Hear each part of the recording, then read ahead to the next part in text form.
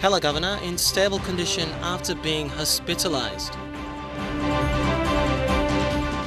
Angore Landowners established Special Purpose Authority after 5 years. And Sprint Queen Toea Wisil in doubt for the Pacific Games. This is National EMTV News with Tokana Hasavi. Good evening and welcome to another working week. Doctors at the Pacific International Hospital have denied rumours on the passing of Hela Governor Angore. In an interview with MTV News, PIH's Dr. Paul Mondia said Governor Angore was admitted to PIH for kidney failure since last Thursday.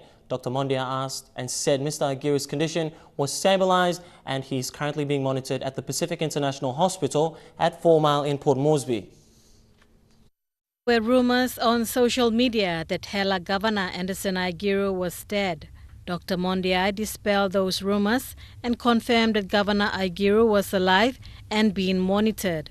Dr. Mondia said since the weekend, the governor was being treated at the Pacific International Hospital for serious kidney problems. Over a period of time, so which requires us to give him some dialysis, but to put him to dialysis, we need to correct his hemoglobin, which the data was very low, but 6.7. So we had a agent cross-match down. The Hela boys lined up and gave some blood for the governor, and we got some blood ready, and then the next day we put him to dialysis machine. Dr. Mondia also stated that Governor Angore also suffered from diabetes, and even though he was on treatment, he neglected his health due to his electoral workload. And this morning when I went and saw him, he's in a very high spirit, ready to jump up and down as usual. And we take him for another dialysis this morning. We'll do another 4 or 5 hours dialysis session this morning. But he's well and above the people like us should not be worried about the governor. He's well and above. Dr. Mondia said even though his condition has been stabilized, he is currently being monitored at the Pacific International Hospital at 4 Mile in Port Moresby. Dr. Mondia also used the opportunity to encourage Papua New Guineans to go for regular medical checks, given the fact that many lifestyle diseases like heart problems, diabetes and kidney problems are now becoming leading causes of deaths in the country. You have to go to health facilities or to a physician or a medical practitioner and have a check regularly. Bridget Komatep, National EMTV News. 10 people are confirmed dead, among them a 5-year-old girl, as tribal fighting in Hela province continues. The fighting is in Wabia village in the Komomagarima district. Provincial Police Commander Superintendent Mark Youngin said hundreds of people were seen fleeing for their lives this morning as gunshots were heard in the distance and houses continued to be burnt down. He said the fight erupted over the killing of a 15-year-old girl 2 weeks ago when her clan was wrongly accused of stealing a pig. PPC Youngin says they are doing the best they can with the limited resources they have as the fighting clans are using sophisticated weapons. He says police are making sure that state institutions such as schools, health centres and Gowling Teachers College are not damaged. PPC Youngin says another priority is ensuring that the main highway remains open. On a much more brighter note, after 5 years of struggling to establish a special purpose authority, the Angore people in Hela now have one of their own. A ceremony was held to swear in members of the authority in Tari recently. The authority will now prepare to receive infrastructure development grants to provide services in the area. It has been a long wait for the people of Angore and the Ayapuga local level government. The establishment of the Angore Special Purpose Authority is now a vehicle to enable delivery of basic services like roads, schools and health services. Members of the authority were sworn in, which included the election of Chairman Peter Aluma Wakima and Deputy Chairman Tobias Ondomo, who were both elected unopposed.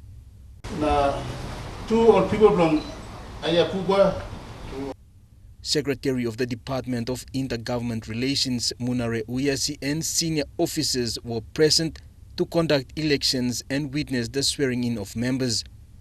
Because I'm implementing providing working policy of job and people are making working. Since in place come up and if I can looking housing or reach or road come up. The challenge now is for the authority to manage its administration so people benefit from IDGs and levies received from the LNG gas project as per the UBSA and LBSA. Special purpose authority around the country, people are putting working or go good, go back. Mismanagement. Only 5 number go. You will Angore, you will privilege, you will kiss him this structure, but you will set him up on local level government area. The Angore Special Purpose Authority is now embarking on a mission to work together for the improvement of the communities. That's not time long, making this work so. To take a black and have in the blood of finance, the authority involves officers from the Department of Planning, Treasury, Finance and local provincial government. Over 5 special purpose authorities have been formed with more to be approved by the Department of Provincial Affairs, including Jua in the Hela province as well. Jack Lapave Jr., National EMTV News. People of Tetidu LLG in the Manus have called on the provincial and national governments to fix the Somare Highway. Their call comes as the highway is being used to transport quarried rock chips from Tetidu to Lorengau town to build the Momote Road.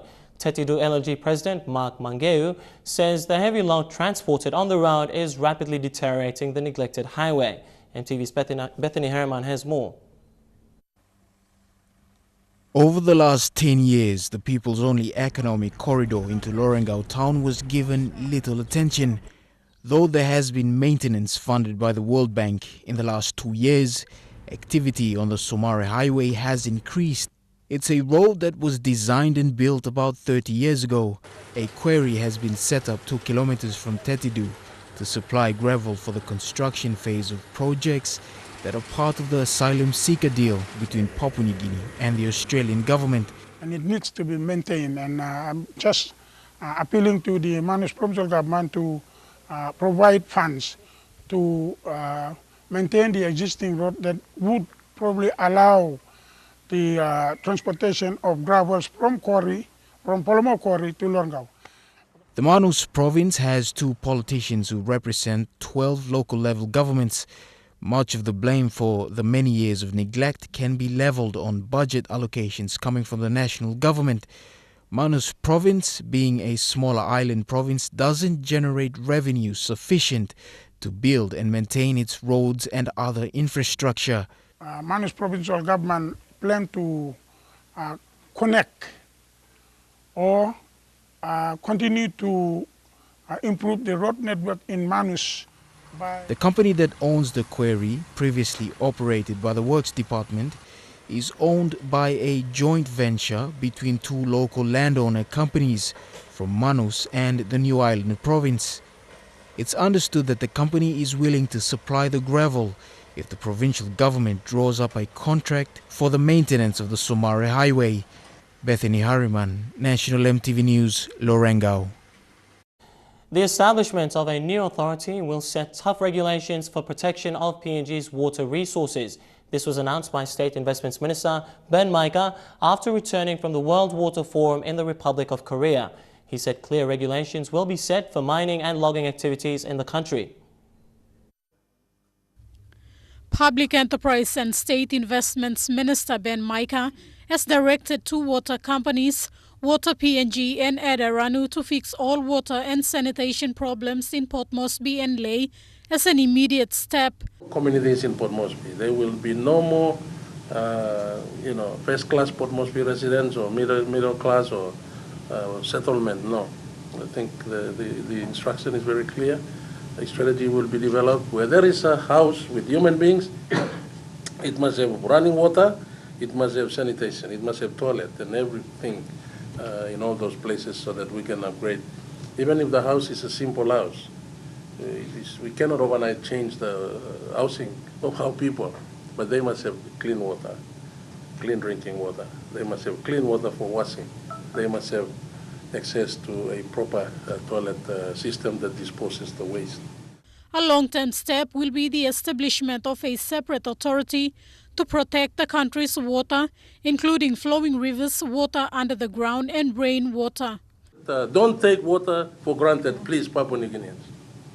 that it will always be there for us because we are polluting it before it's even preserved for the future. So all mining companies, you take note. All oil and gas companies, logging companies, and agriculture companies, factories, we are now setting up the regulatory framework beyond the WAS policy to even deal with protecting water that is there and no one is using it, but large companies are polluting it. Minister Micah says the two water companies will take the lead in working with partners to implement the recently approved Water, Sanitation and Hygiene or WASH policy. I will develop a strategy to implement the WASH policy, which according to the NEC decision, no department has really taken ownership of the policy. Today I want to announce that I will be taking a submission to the cabinet to clearly seek NEC approval for Water PNG and for Edarano to be the main drivers of WAS.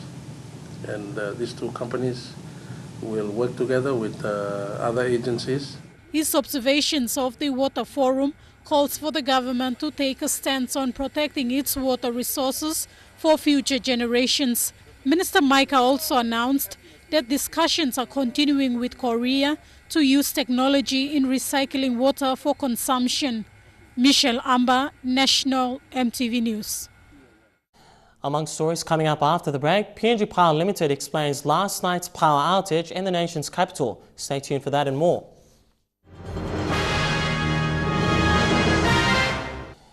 Good to have you back with National EMTV News. Electricity provider PNG Power Limited has come out to explain the causes of two major outages in Port Moresby that occurred over the weekend.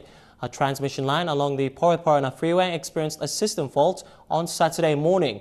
On Sunday evening at around 6, a lighting arrestor on a transformer at the Rona 3 hydropower station was burnt. This affected supply and cutting off Port Moresby of any power supply. Both issues were identified and resolved on the same day. Vendors at 24 Market in Gabadi, Central Province, are calling on police officers who destroyed their properties last week to make peace with them. The villagers are recovering from the aftermath of the police attack, but want the force hierarchy to bring those involved to settle the matter out of court. Properties worth over 1,000 kina were destroyed during the attack. Place looks empty during the day, but as night falls, 24 Market is the main trading hub for transiting Gulf and Mekio people to Port Moresby. Last Tuesday, Port Moresby-based policemen attended a complaint at Agivairu along the Iritano Highway and, on their return, attacked vendors at this market. The actions of the police have not gone down well with the locals. All kantasol, all roni mipla, na kisim wait lo, planti diesel lo mipla yes sem something lo market but all kisim na all no tok save se mo mipla ni dim diesel all kisim taso na kapsa tim local blo all checking sample drinks blo mipla all kisim sample drinks. But yes la mi et mi firi mo se mo yupla kam lo steel tintin blo mi. Mr. go buy fuel drum 540 kilo a drum. The time only come, all police only come stop lo here. Only just kisim capsizing lo carb all.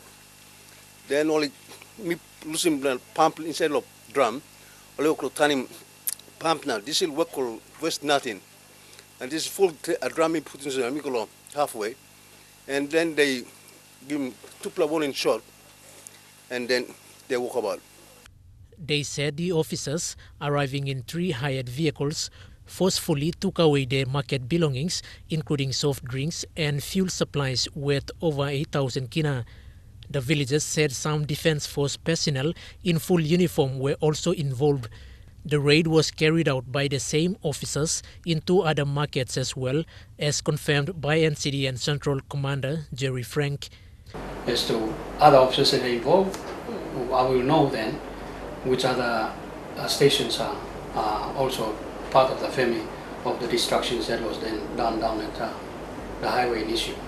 However, the Gabadi Community Justice Officer, Kila Gabe, condemned the attack but requested the officers to make peace with them. Mila kimi uplifting this suspension la kisi mo line comeback na talk to quantum community lawyer na straight in this peaceful way. Na bai mi hama mas na stop. The NCD Betelnut ban is a contributing factor to this incident, but why the city-based officers exercise their powers outside the operations section is still unclear. EMTV understands that 6 of those officers have been suspended and are awaiting investigation. Quinton Alomp, National EMTV News. According to the National Research Institute, more than half of Papua New Guinea's 7 million people can't read or write, and those who make a big portion of PNG's illiterates are adults.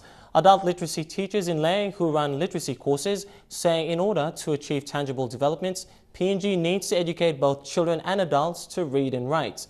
MTV's Edwin Fidelis reports.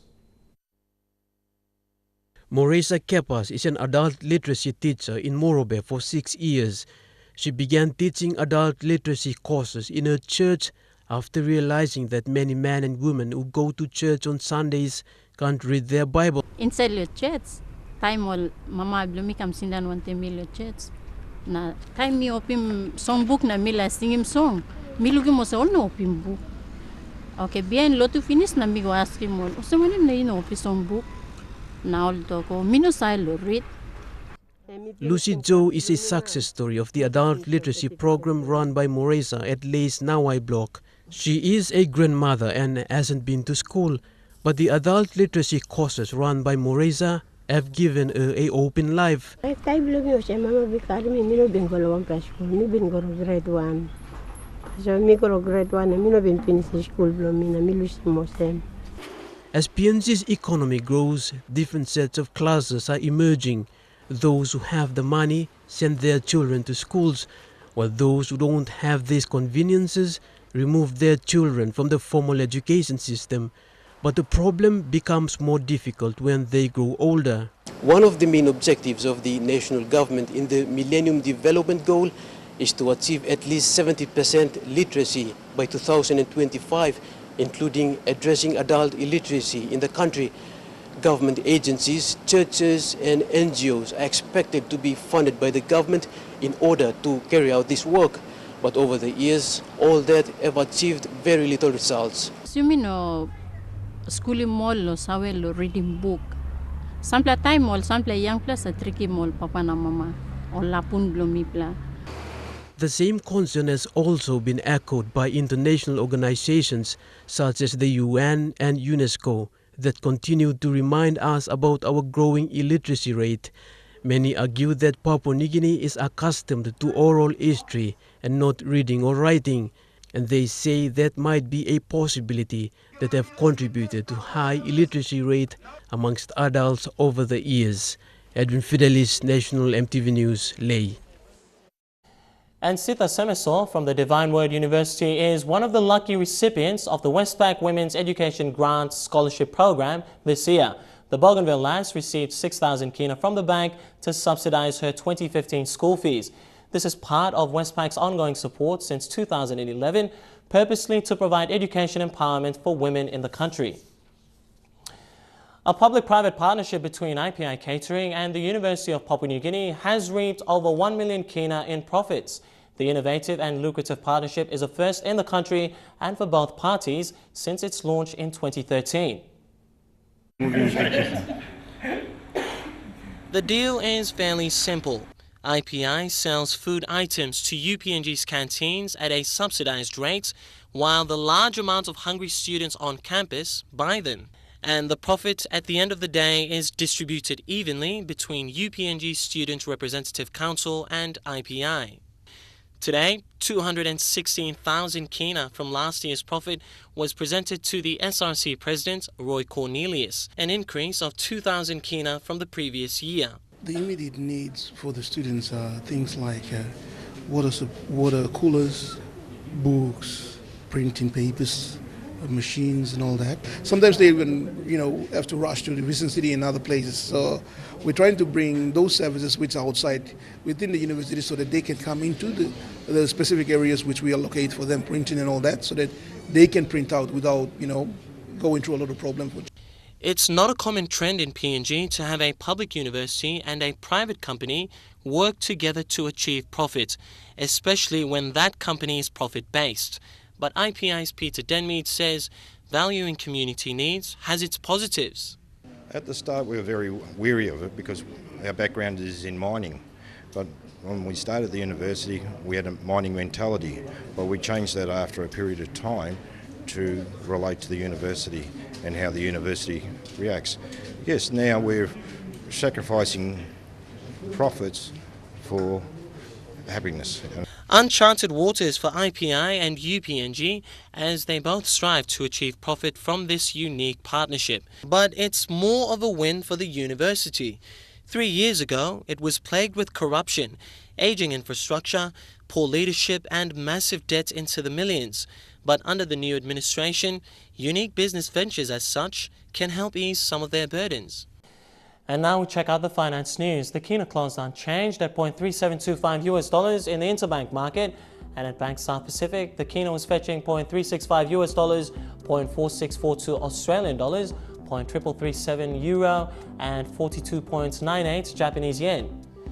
Looking at commodity prices at New York close, gold, coffee, cocoa and copper all closed the day higher, and palm oil and crude oil closed the day lower, while copper closed the day higher.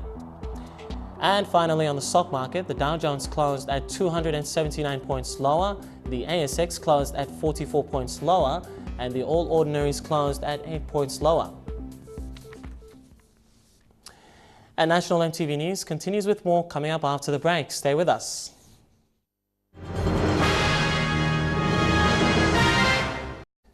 Thanks for your company and welcome back to the news. A family in Tokoroa has been living with a sewage spillover in their front yard for almost a year now, despite countless requests to the Office of Edaranu to rectify the problem. Although sewage problems are quite common in Port Moresby, it poses serious health risks for residents who live in the affected areas.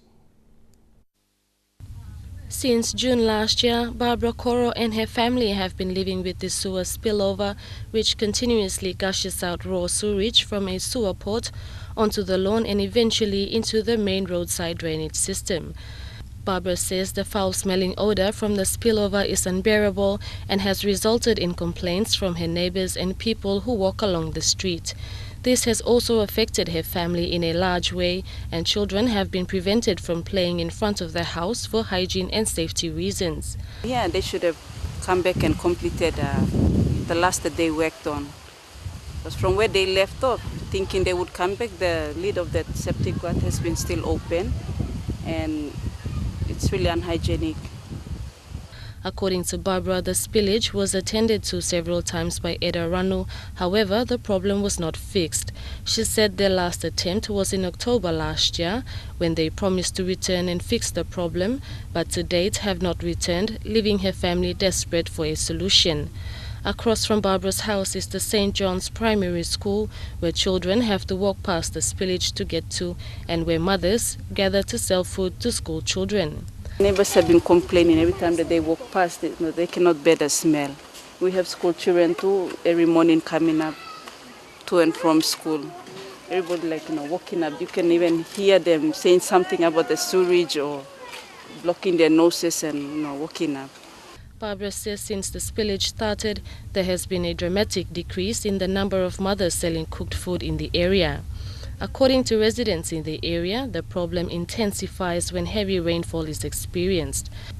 The roads become flooded with a mixture of rainwater and sewage waste, leaving school children and other people using the street no choice but to wade through the sludge. Sewage leaks are known to lead to cholera and dysentery outbreaks and consequently can be a recipe for disaster if left unattended to by authorities. Vanessa Knight, National EMTV News. Director of the Institute of National Affairs, Paul Barker, said there is a need to safeguard PNG poultry from genuine biosecurity risks and a precautionary approach is justified. The comments were made as part of an informal discussion that emerged following an indefinite ban imposed by Minister for Agriculture and Livestock, Tommy Tomskol, on the import of all uncooked poultry products from Australia. The ban comes from food safety concerns, in particular bacteria found to be widespread in poultry products in Australia and harmful to humans. Mr. Barker also warned that Papua New Guinea must be careful not to impose trade restrictions which may challenge access to affordable food to households. The Australian High Commission maintains that Australia has strong regulatory controls and an excellent animal health status. The High Commission said PNG market is an important market for Australian producers and exporters of poultry products. And Trukai Sports is coming up next, and Toea Wisil injured but hopeful of making the 2015 Games team. I'll tell you more about that and more coming up after the break.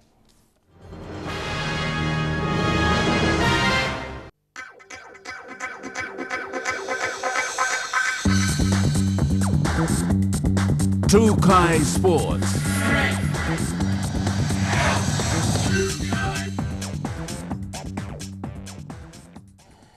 Welcome to Trukai Sports. PNG Sprint Queen Toea Wisil is in doubt for the 2015 Pacific Games. Wisil, the current sprint queen in the Pacific, injured herself when she challenged the men in the 100-meter sprints at the National Athletics Championships held at the weekend. MTV's Lorraine Genia has more. Wisil has suffered from a minor hamstring injury over the past few months. However, she remains adamant she will be part of the PNG squad. Wisil has maintained her reign as a Pacific Sprint Queen, and with all eyes on her, the pressure to perform at the 2015 Pacific Games is exceptionally high. Cool, calm and collected, the athlete from Juwaka has been on track day and night in the lead-up to the Games. Wisil will return to the Gold Coast in Australia, where she will then proceed with physiotherapy. Lorraine Genia, National MTV Sports. Papua New Guinea and South Pacific 400-meter sprint queen Betty Burua is in top form as she prepares for the 2015 Pacific Games come July. Burua, who took part in the National Athletics Championships held in Lae over the weekend, was outstanding in her race, leading a host of young and upcoming PNG runners.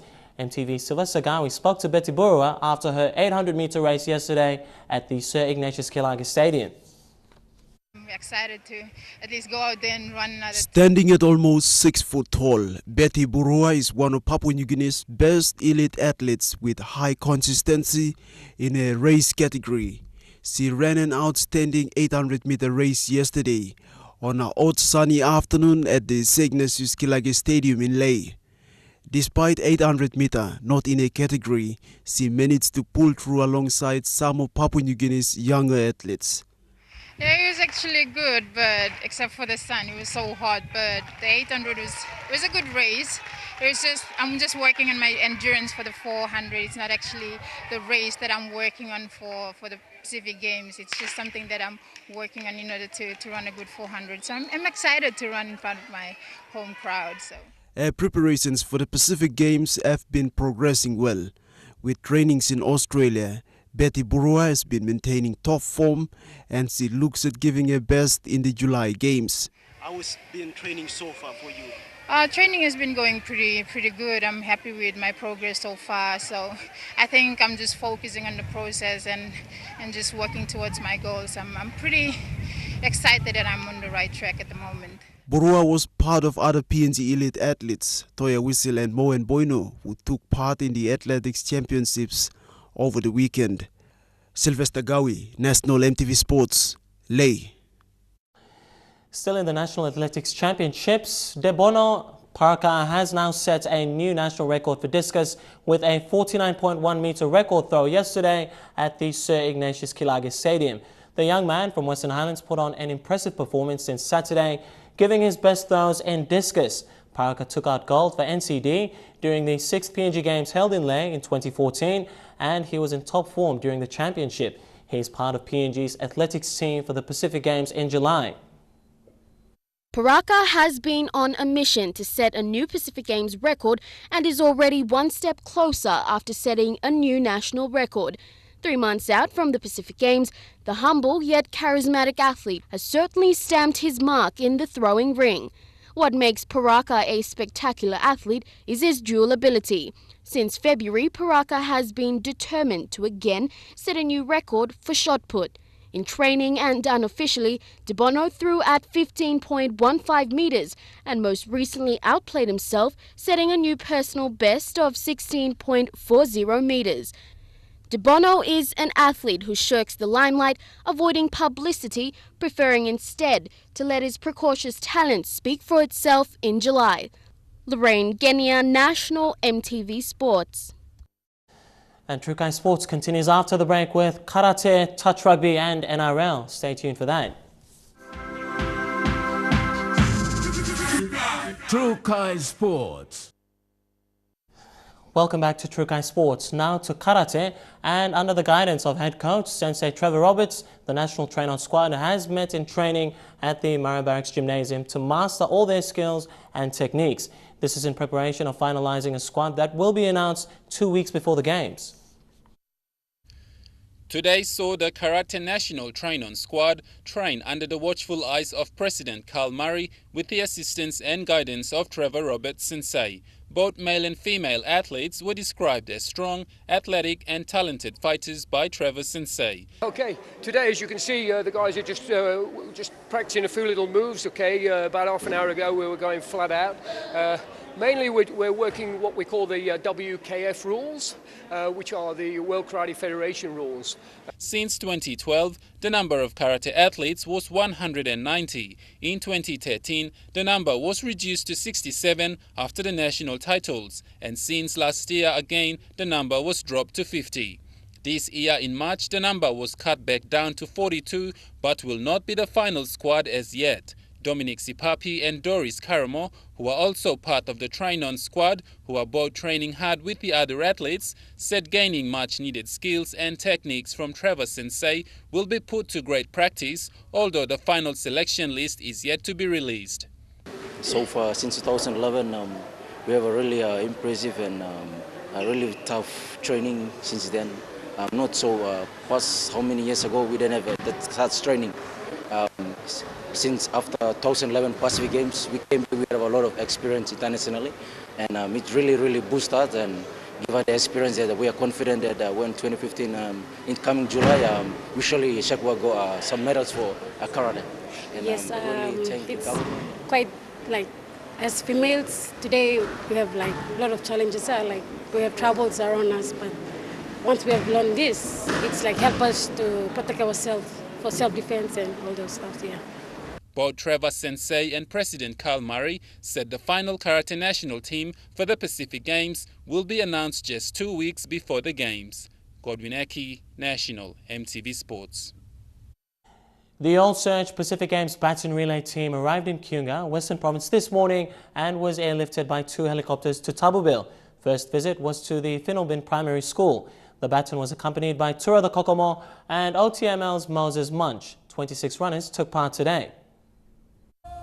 The relay's first stop was the Finalbin Primary School, situated just below the rich copper and gold mine of the OTML. Then passed the baton around to every child. The relay was started by new OTML chairman Semoy Ave, who passed the baton on to representatives from across the community in Tabubu.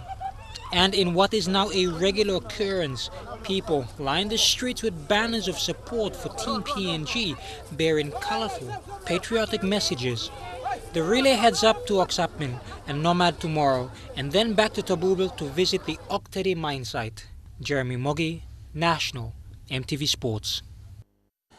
Boxing is slowly becoming popular amongst women and young girls in the country as more continue to join the code. This year will be PNG's first time to see women take part in boxing on both the national and regional scene as they represent their country in the Pacific Games. PNG Boxing President John Avira said PNG should be proud of this achievement and is encouraging more younger women in the community to take it up. MTV's Godwin Eki reports. Since the inception of women in boxing 6 years ago, in the country, they have represented Papua New Guinea on the world stage during international competitions. The code is currently gaining popularity as it is now followed by many young women in the country. Sisters Rafaela and Debbie Kauri spoke about their roles as female boxers and how privileged they are to represent Papua New Guinea in the Pacific Games for the first time. It hasn't been taken part in the other SP Games, but it's the first time was like because we're hosting it, so we're trying to promote women's boxing. So they've included women's boxing in.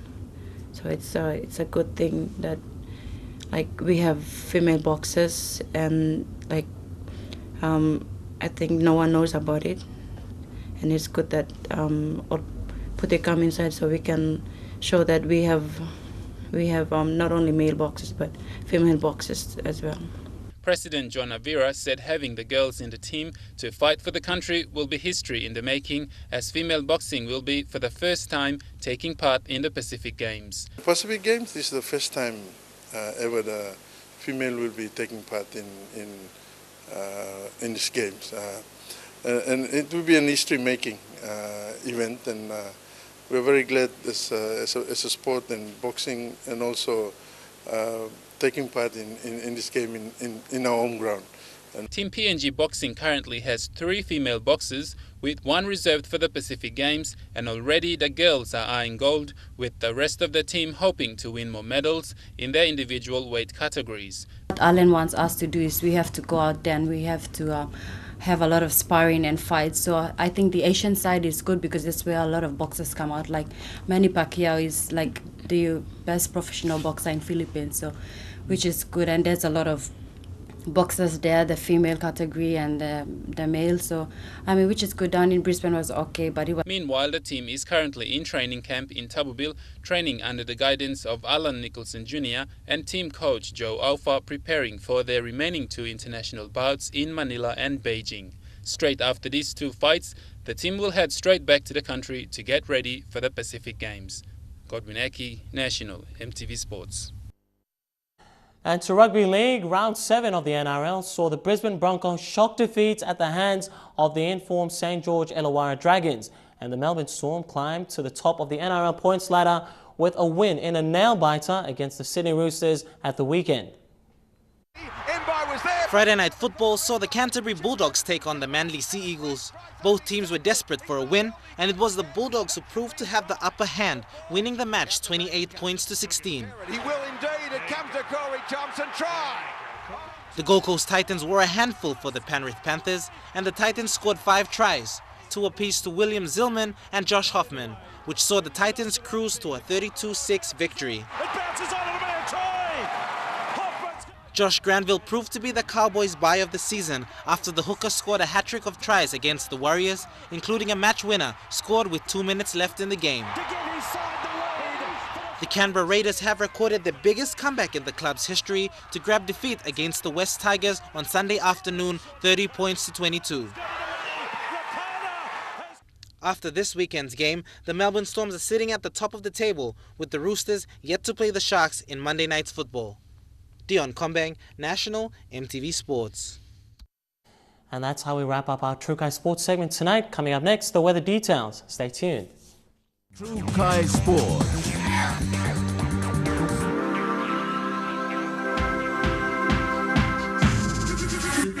True Kai Sports.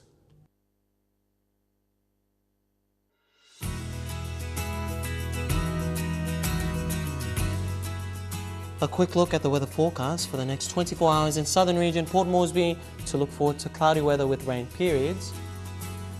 In Momasia, rain periods expected in Wewak and Bunnymoor, showers plus rain in Ley City. In New Guinea Islands, evening showers and thunderstorms for Kokopo and Kimbe. And lastly, in the Highlands region, all centres to look forward to evening showers then morning fog. A recap of our main stories before we go tonight. Hela Governor in a stable condition after being hospitalized. Also, Angore Landowners established special purpose authority after 5 years. And Sprint Queen Toea Wisil in doubt for the Pacific Games.